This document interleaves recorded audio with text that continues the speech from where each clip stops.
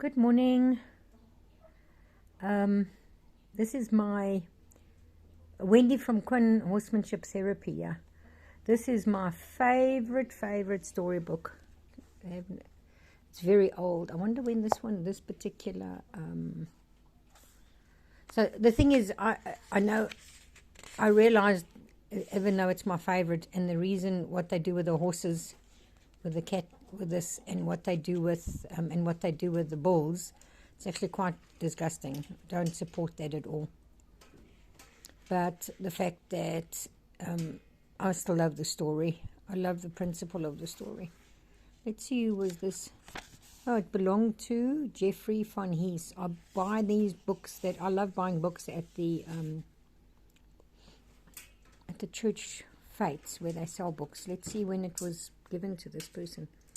November 1955 for Jeffrey V.H. Love from all at Providential. Must be a school. The story of Ferdinand. The story of Ferdinand by Munro Leaf. Drawings by Robert Lawson. Reprint Society, London. Anyway, that is my intention. This edition was published, Reprint Society, in 1955. First published 1937. I don't know if how I'm going to work this. How am I going to read this? Once upon a time in Spain, there was a little bull, and his name was Ferdinand.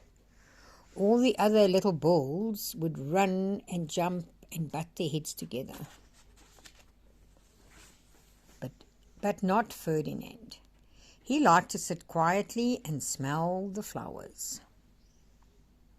He had a favorite spot out in the pasture under a cork tree.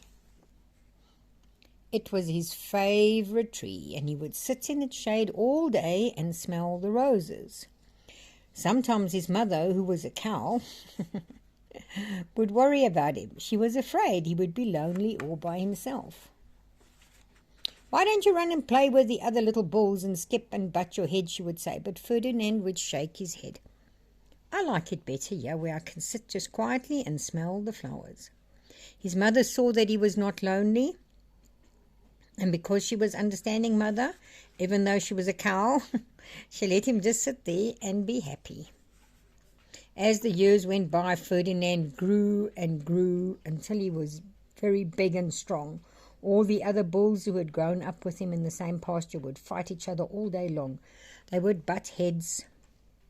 They would butt each other and stick each other with their horns.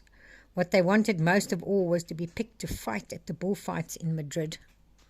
See, we don't like this. But not Ferdinand. He liked to sit just under the cork tree and smell the flowers. One day 5 men came in very funny hats to pick the biggest, fattest, roughest bull to fight in the bullfights in Madrid. I don't know if I will finish the story. I love the story, but now that I'm putting it in this context, I'm like, oh, I don't know if I like it. I don't like what the animals have to do. All the other bulls ran around snorting and butting and leaping and jumping, so the men would think that they were very, very strong and fierce and pick them. Ferdinand knew that they wouldn't pick him, and he didn't care, so he went out his favorite cork tree to sit down. He didn't look where he was sitting, and instead of sitting on a nice cool grass in the shade, he sat on a bumblebee. Well, if you were a bumblebee and a bull sat on you, what would you do? You would sting him, and that's just what the bee did to Ferdinand. Wow, did it hurt? Ferdinand jumped up with a snort and ran around puffing and snorting and butting and pawing the ground as if he were mad. The 5 men saw him, and they all shouted with joy, "Here's the largest, fiercest bull of all. He's the one for the bullfights in Madrid." So they took him away for a bullfight day in a cart. So, like I say, the concept of the story has now upset me a little bit. But that's cute. what a day it was. Flags were flying, bands were playing, and all the lovely ladies had flowers in their hair. They had a parade into the bullring. First came the bandoleros with long sharp pins with ribbons on them to stick the bulls and make them angry. See what I mean? Like you, on horses that look terrible. Look how thin this horse looks. God, they all look terrible, the horses. Okay.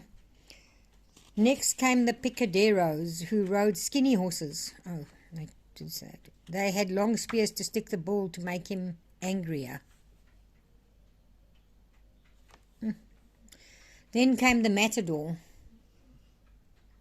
the proudest of all. He thought he was very handsome and bowed to the ladies. He had a red cape and a sword, and he was supposed to stick the bull last of all. Sure.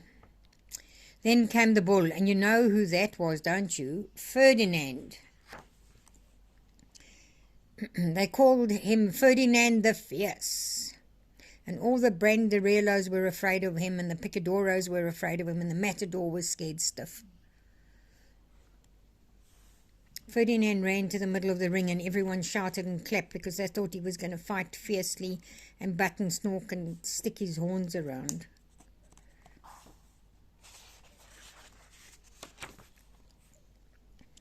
But not Ferdinand. When he got to the middle of the ring, he saw the flowers in all the lovely ladies' hair, and he just sat down quietly and smelled. He wouldn't fight and be fierce no matter what they did. He just sat and smelled.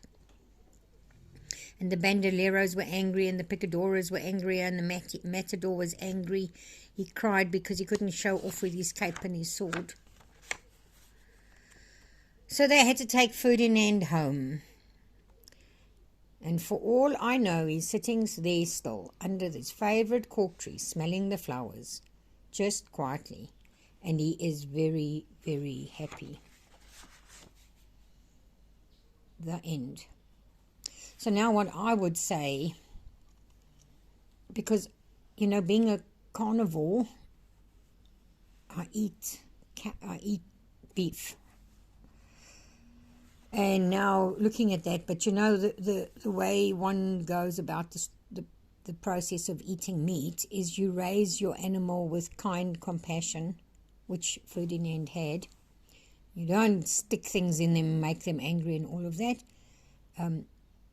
You actually do, you know, you go, it seems, I mean, then you slaughter your cattle, and then the butcher chops the meat up, and then you eat it.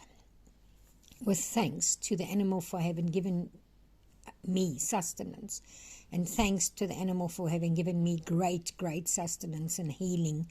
So much healing has happened. My weight loss is the most important. But, yeah, so we just thank all the cattle, all the beef, thank those animals for having given their lives to feed us. We're superbly grateful, but we're not happy about the bullfighting. No, that's messing with the animal. That is just man being, that's cruel. So as much as I love the story, I think I love the story because he gets to just sit under the tree and smell the roses. Because that's me. I'm actually, I like to just be on my own sitting under the tree or... yeah, so thanks for watching. This was I found the book when I was busy tidying up to minimalizing. Since I'm on carnivore, I'm able to minimalize. Since I'm on carnivore, I'm able to tidy up. I'm able to do my chores easily. I'm able to wake up. I have consistent energy. I have no aches and pains. I'm stronger. I'm so much stronger than I used to be. So, very, very grateful to the beef, to the animals, to the cattle. Yeah.